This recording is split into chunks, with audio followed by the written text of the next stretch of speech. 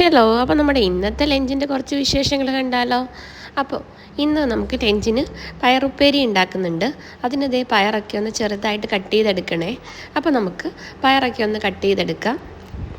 എനിക്ക് ഏറ്റവും ഇഷ്ടപ്പെട്ട ഒരു വിഭവങ്ങളിലൊന്നാണ് കേട്ടോ നമ്മുടെ ഈ പയറിൻ്റെ ഉപ്പേരി. ഉപ്പേരിയെന്നോ മെഴുക്ക് പുരട്ടിയെന്നോ ഒക്കെയാണ് പല നാട്ടിലും പല പേരിലാണ് കേട്ടോ ഇതറിയപ്പെടുന്നത്. അപ്പോൾ അതേ ഇതേപോലെ ഒന്ന് കട്ട് ചെയ്തെടുക്കണേ.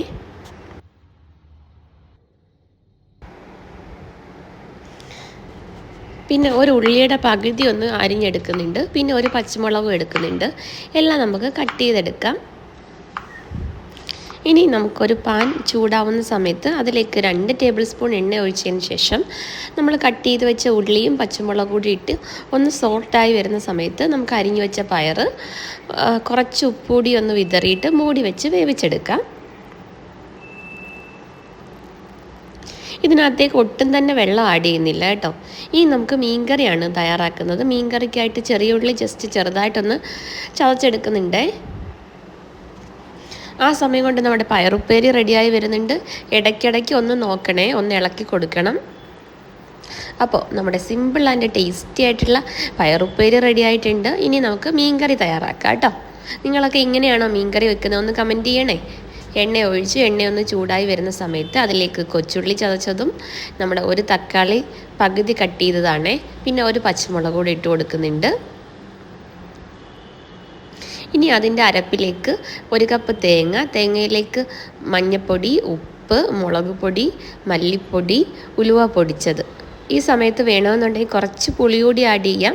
എന്നിട്ട് നന്നായിട്ടൊന്ന് അരച്ചെടുക്കുക. ആ മിക്സ് നമുക്ക് വാട്ടിയെടുത്ത ഉള്ളിയിലേക്കും തക്കാളിയിലേക്ക് ഒഴിച്ചു കൊടുക്കണം. എന്നിട്ട് ആവശ്യത്തിന് വെള്ളം ഒഴിച്ചു കൊടുക്കുക. അതിന് ശേഷം നമുക്ക് കഴുകി വൃത്തിയാക്കിയ നെത്തോലിയാണ് കേട്ടോ ഞാൻ ഇട്ട് കൊടുത്തത്.